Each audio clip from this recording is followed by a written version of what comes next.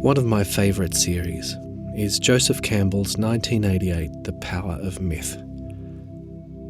It's full of these wonderful tales taken from our history of myths, theologies and legend, and shines a light on how we as a species use the art of storytelling to gain insight into both ourselves and our worlds. In one particular episode, Campbell draws on a story from his own front yard as a way of sharing his perspective on the broader conscious world. In his familiar, quietly excited tone, he starts, "There's a kind of vine, a plant, a big, powerful thing with leaves like this that has grown up the coconut tree. Now that plant sends forth little feelers to go out and clutch the plant, and it knows where the plant is and what to do, and where the tree is, and it grows up like this, and it opens a leaf, and that leaf immediately turns to where the sun is. Now you can't tell me that leaf doesn't know where the sun is going to be. All of the leaves go just like that, what's called heliotropism, turning toward where the sun is. That's a form of consciousness. There is a plant consciousness. There is a animal consciousness. And we share all of these things. You eat certain foods and the bile knows whether there's something there for it to go to work on. I mean, this whole thing is consciousness. I begin to feel more and more that the whole world is conscious. Certainly the vegetable world is conscious. And when you live in the woods, as I did as a kid, you can see all these different consciousnesses relating to themselves. And it turns out that Campbell is far from alone in his line of thinking. Indeed, the more anyone tries to define the absolute boundary between conscious and non-conscious systems, the more those boundaries seem to retreat into the darkness. So maybe we can now start to appreciate why defining consciousness has become such a messy endeavour, with assumptions of a shared language, anthropomorphic tendencies, historical biases, all of which contribute to the ever-shifting nature of this uncomfortably unsettled landscape. Because beyond the bounds of the central nervous system, we are still posed with a question as to where consciousness ends. In which system should we suggest a lowest limit? Beyond animal and vegetable, does consciousness apply to the mere system that we call organism, an idea very hard to dismiss when watching unicellular beings dance about a petri dish? So, firstly, what is it that makes the organism so unique? And secondly, what is it about this uniqueness that gives it such strong candidacy for being the structural abode of awareness? And ultimately, is this the ultimate boundary that we have sought? Or is there something further, manifesting beyond the limits of the organism? Good morrow, fellow humans. My name is Sean Crowley, and I am obsessed with infinity. So join me as I attempt to unpick the infinities of what is.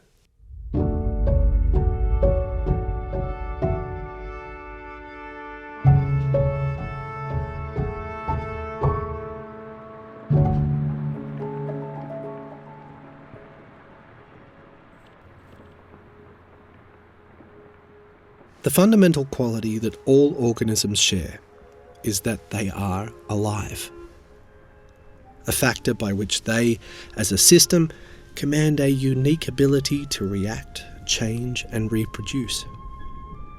However, there are many complex organism-like systems, such as the virus, that don't undergo reproduction and instead emerge through parasitic relationships. As such, these are not considered alive, and yet they do act with the same intelligent, self-directed, survival-based purpose. As we've discussed, simple behaviours through to complex intelligence can be found within many systems, both living and non-living. But despite this being informative, it fails to shed any light on the fundamental emergence of self-directed being, and thus struggles to offer a lowest limit to this self-oriented experience. Thus far, the only defining quality that we have been able to offer our definition of consciousness is that each manifestation is characteristically unique. But regardless of how unique, it always seems to correlate with processes of interaction and electricity. In short, it's a series of moving patterns correlating with another set of moving patterns.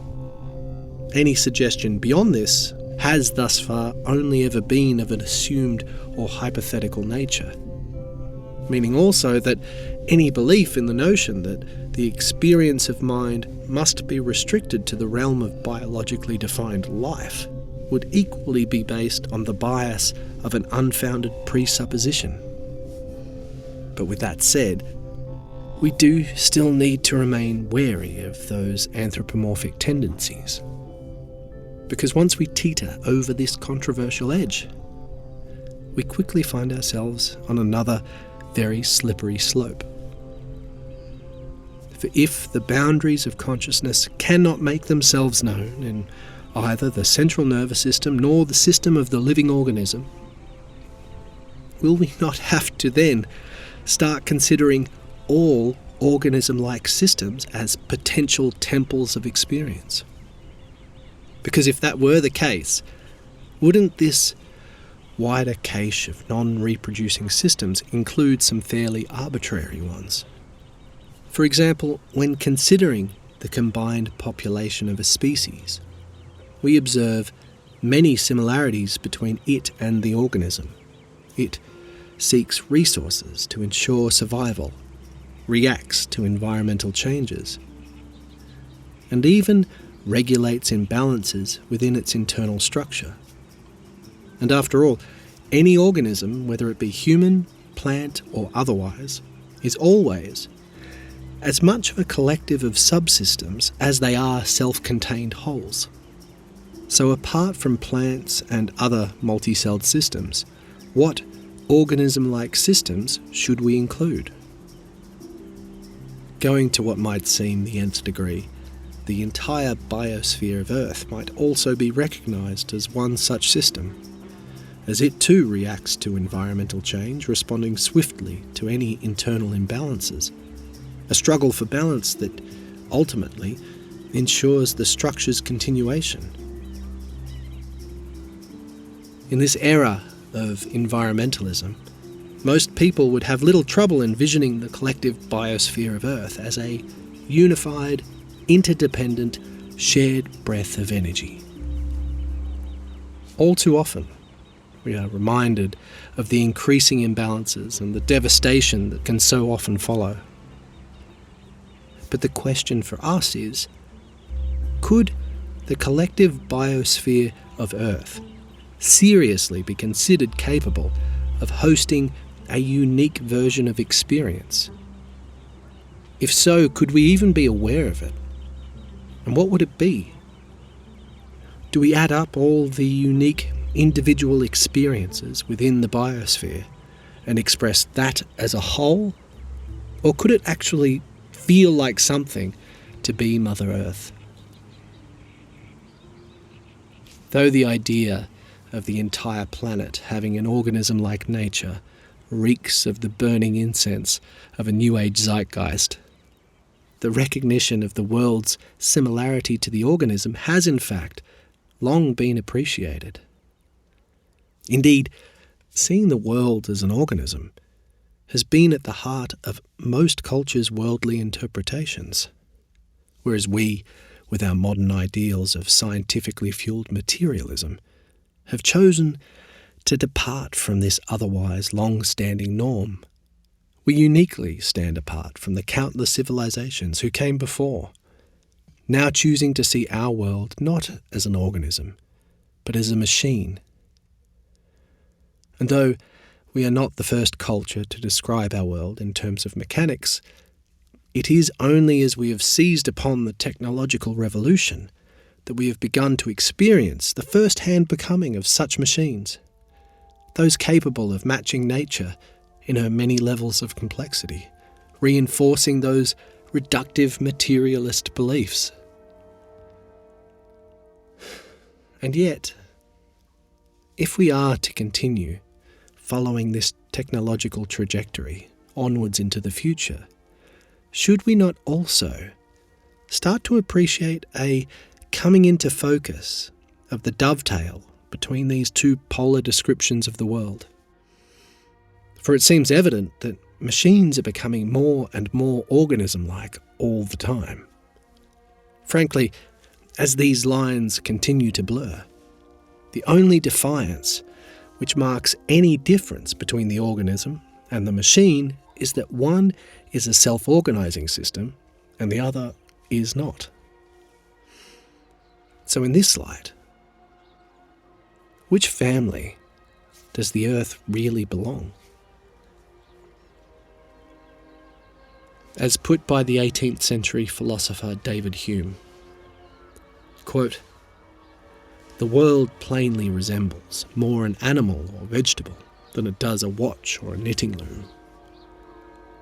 And does not the plant or an animal which springs from vegetation and generation bear a stronger resemblance to the world than does any artificial machine which arises from reason and design?"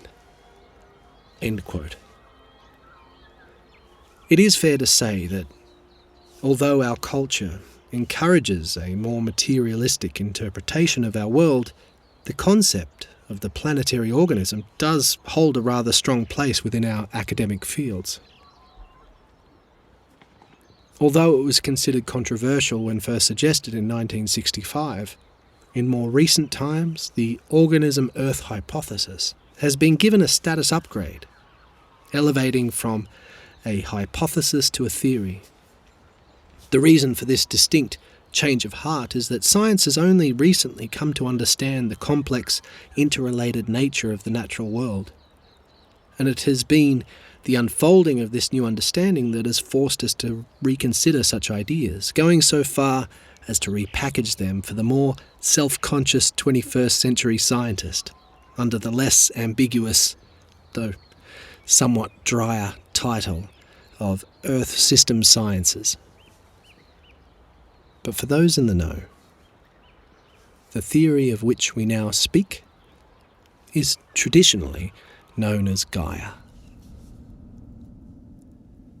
Named by scientist, environmentalist and futurist James Lovelock, the Gaia principle posits that the Earth's biosphere functions as a single, self-regulating superorganism, a theory that has so far been responsible for no less than 10 successful scientific predictions, including climate change. What Lovelock realised was that there was a self-regulating balance between Earth's organisms and its global temperatures. Even systems such as cloud formations, which reflect much of the sun's energy into space, are themselves produced by droplets of water that form around particles lifted into the air by a gas that's emitted from the vast expanses of algae organisms covering the ocean. This, coupled with the general absorption of carbon dioxide by the planet's plants and animals, and we see that much of what shapes global temperatures is driven by life itself. And it's due to these various checks and balances that Gaia, like any living organism left to their own devices, can regulate an internal balance between its inner life forms and overall temperatures, ensuring the maintenance of an environment which best suits the survival of the superorganism as a whole. But have we backed ourselves into a corner? Is the idea of the conscious wielding organism just a dead end? If the conscious animal is now being said to share its family definition with not only the plant and simple cellular organisms, but now also the entire biosphere of the planet, what's the likelihood that the members of this extended family could be capable of hosting even the most foreign expression of consciousness.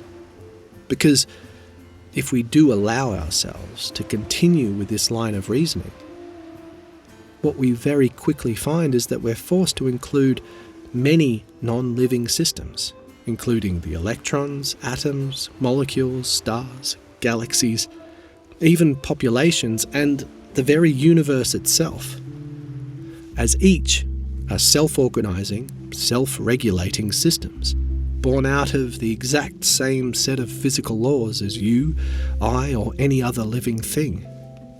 What's more, each is always a part of a broader set of larger, self-organising, self-regulating systems that unitedly form the inner workings of the next.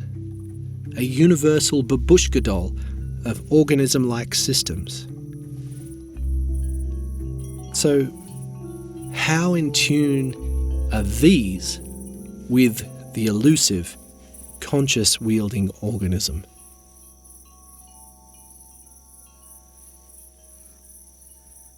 Asking these questions out loud does tend to make one feel as though they are out on a limb without a net.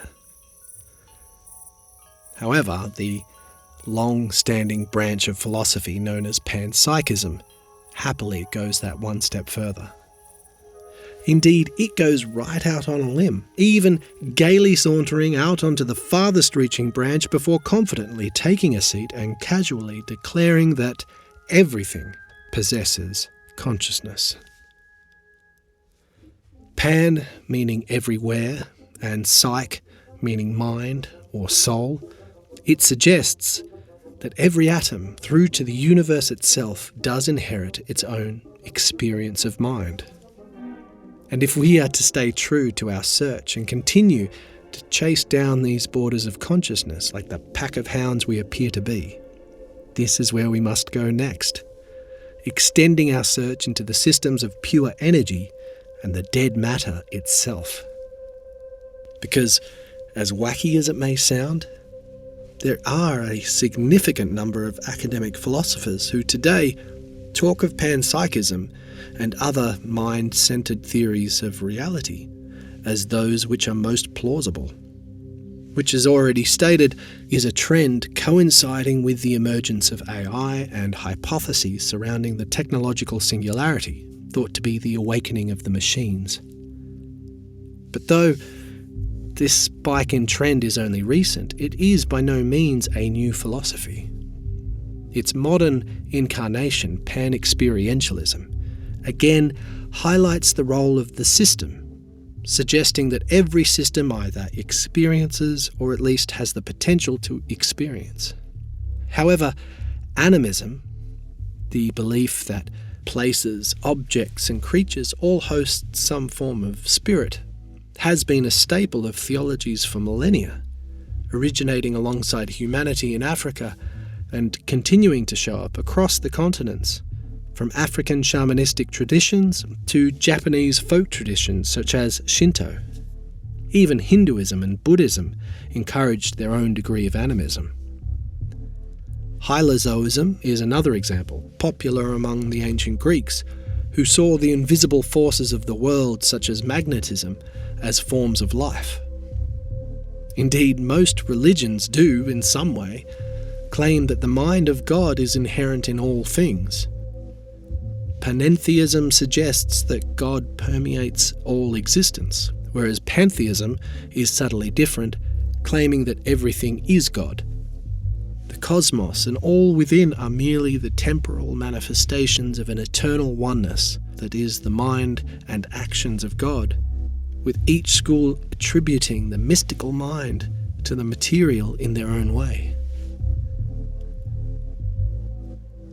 So though this idea may seem archaic, brash, vague, or even silly to many, the reason why these metaphysical views have been able to evoke such a committed resurgence is simply because the materialists' view, that all things are fundamentally physical, given all its might, fails to explain consciousness in any meaningful way. Now, at this point, I should briefly mention the school of thought known as idealism. Often seen as a counter to mainstream materialism, idealism claims that all is mind, that matter doesn't really exist, and that the only things to exist are manifestations of the mind at large, a cosmic mind that is itself the ontological primitive of all reality.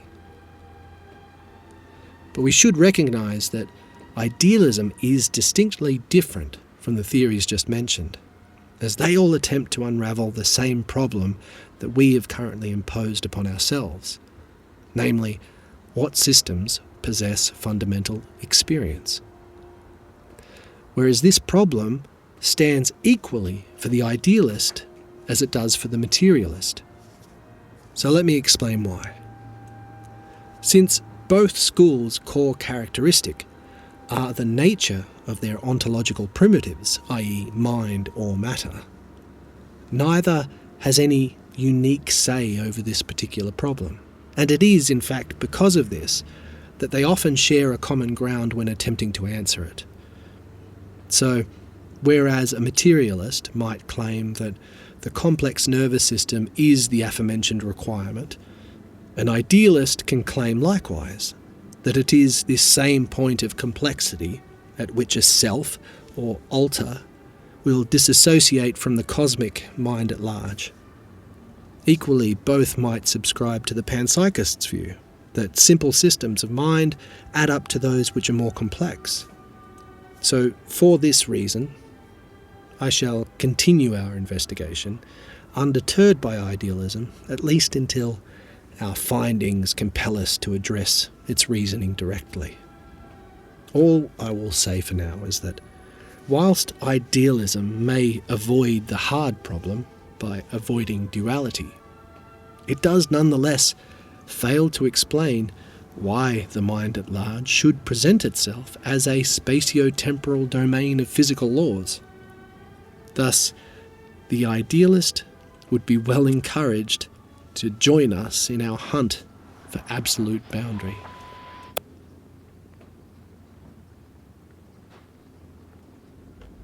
Ever since Aristotle, and even more so since Galileo, the scientific method has attempted to explain the world in terms of causal relations.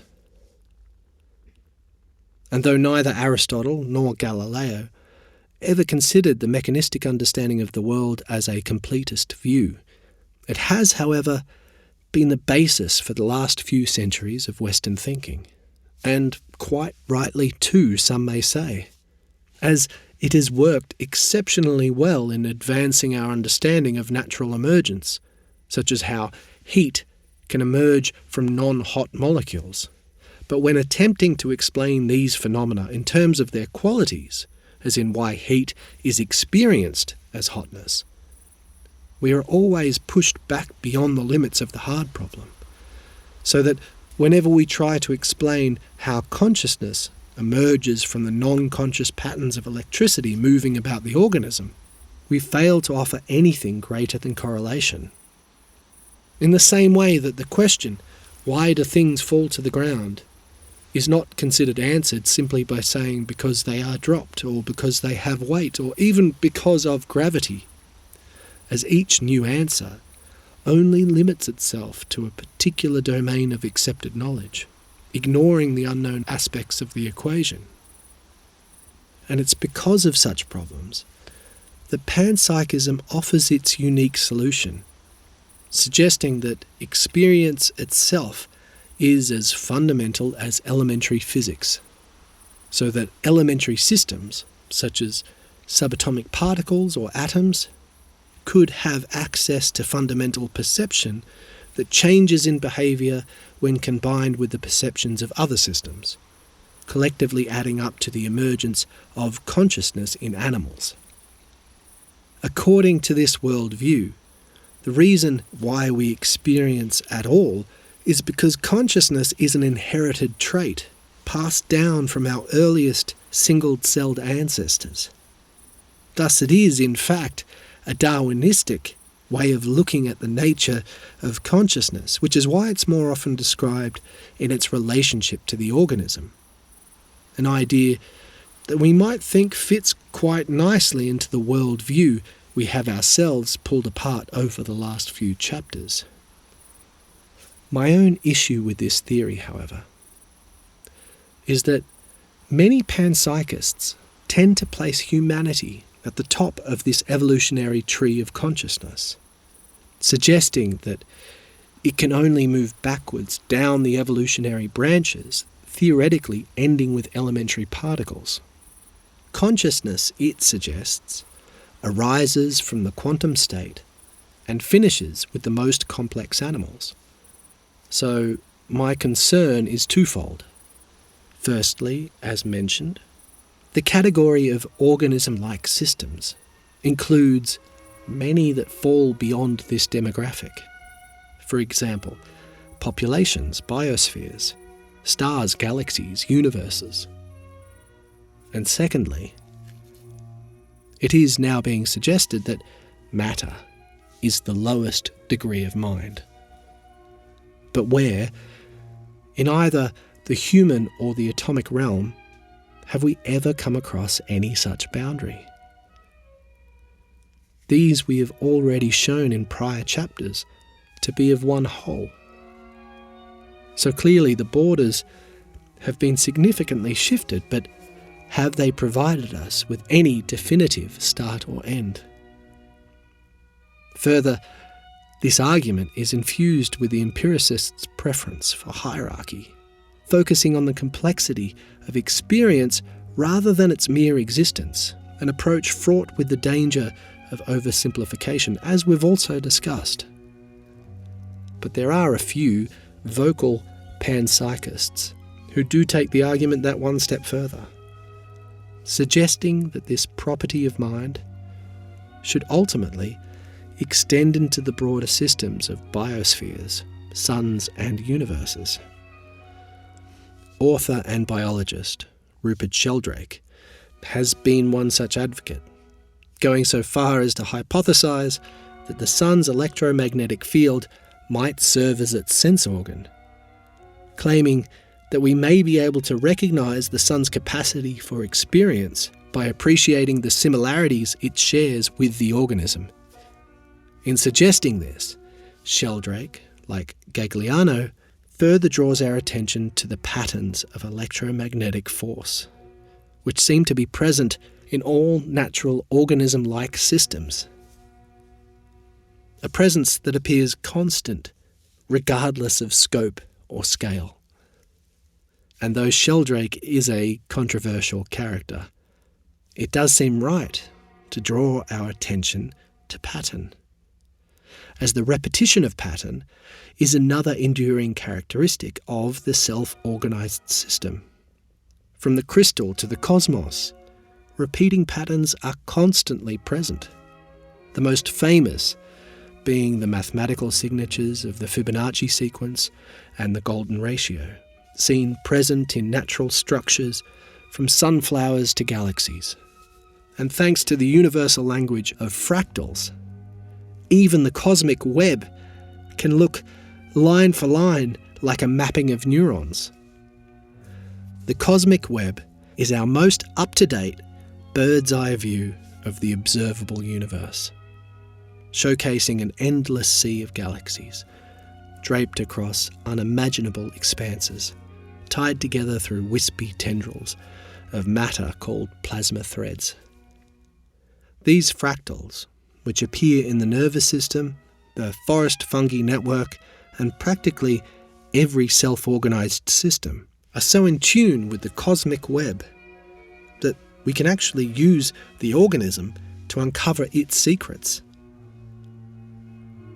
In studying the nature of our good old friend the slime mould, it became clear that the algorithm from which its intelligence arose was yet another example of this recurring universal pattern, and as such, it could be used to reveal the pathways taken by the plasma threads as they spread out across the universe.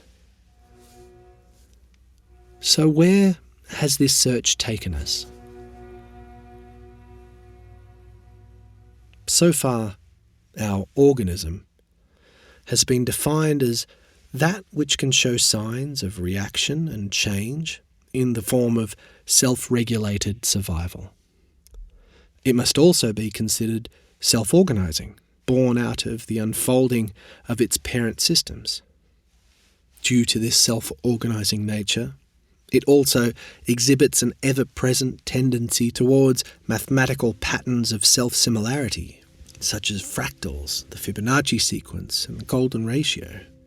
And this fueled by a relationship with the ever-present movement of energy. Though what now seems clear is that, though this is an accurate description, it again fails to prove itself as a boundary. Be they organisms, organism-like systems, electrical networks, or even just physical systems in general, all appear to be members of this same family, with each built upon its predecessors, continually emerging from the combination of those within. And in this light, it's clear that this is not a set of independent systems at all, but an all-encompassing ultimate one, a rippling wave of complexity that passes in and out of identifiable being, with each crest of the wave unfolding into another perspective of this unique individualism. But, of course, this is nothing new, as this is the same story we encountered when seeking the boundaries of the physical self. But it does make it difficult to draw a line around the system responsible for consciousness. Regarding consciousness, although we can confidently state that it appears present within at least a few crests of this individuality, we cannot yet be sure if it is itself yet another repeating pattern. All we can say is that if consciousness does continue to present itself within those inner or outer ripples of individuality within the atoms or stars, its nature emerges in ways too far removed from our own to be recognisable. Due to this, rather than defaulting to a defiant air of scepticism, we should hold in our mind's eye just how infinitesimally dense the tapestry is in which these evolutionary relationships hide, and that the further we move 2 points of reference away from one another, the more difficult it will be to identify those lineages. Thus, why it is far easier to hypothesize a conscious, single-celled organism or plant than a conscious atom or star. So though I am not yet suggesting that the stars are in any way conscious, I have, however, been encouraging us to appreciate how, when we move slowly and intentionally, step by step along any line of inquiry, there will always be some thread that we can follow. A thread that, in this case, ties together the many organism-like systems in ways that are so sublimely subtle that we as a species are left mostly ignorant, to the extent that we fail to even recognise that consciousness is itself a self-organising system, one that is versatile, beyond our reasoning, and so may yet prove to play a far greater role in the evolution of the universe than what we currently give it credit for. Indeed, it may one day be considered as common as starlight. But of course, we can draw parallels, discuss correlations, and assume scenarios as much as we wish, for the little good it will do, because it will not be until one such foreign system turns around and answers us in our own tongue that we as a species will begin to take this idea seriously. Perhaps the awakening of the machines will be that realization moment, when we discover that awareness is a deeply flowing stream, present all around us. But have we finally lost the trail? Amid the depths of so many poetic hypotheticals, Are we really able to follow consciousness any further without totally losing our shorelines of understanding? The picture offered at the end of the 20th century was one that saw consciousness as an ever-degrading phenomenon that tapers into oblivion when pushed towards the simpler systems of coarse matter. Though what we've found is that this model confuses its own abstracted approximations with something absolute. For when we go in search of those absolute boundaries, all we find is a vast, endless sea of variety, united by hidden threads of commonality, a unified family, divided only by the infinite palette of unique perspectives, unique and yet born of a sole origin. An origin which, like all universal activity, has been born of the same universal phenomenon, that of the endless movement of cosmic energy. For within the boundary of the organism, the ultimate family of organisms, or any system of unique being, this is what seems to be the constant presence: the movement of energy, a movement through time, through states of matter, and now also through perspective. So what is this cosmic energy, this thing that is in constant flux? And what is its relationship to consciousness?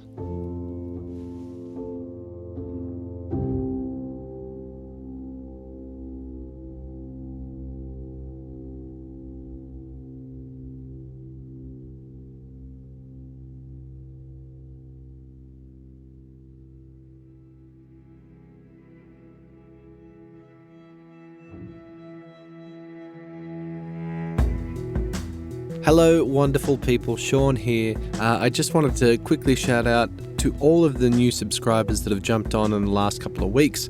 Welcome. Very, very pleased to have you here. I just want to give you a quick rundown as to what we're doing here. I will put up a audio podcast, which is what we've got here, once a month, and then the following week we do the exact same audio but with the visual. So if you like to watch it on your television and turn the lights down low and really get sunk into the experience, that's a good way to do it. If you like listening to this whilst going for a walk or going to bed or whatever it is, then obviously that's what the podcast is for. So we have those two, one comes out a week after the other, and we do a new chapter every single week. The chapter is a chapter taken from the book that I've been working on for the last 7 years or so.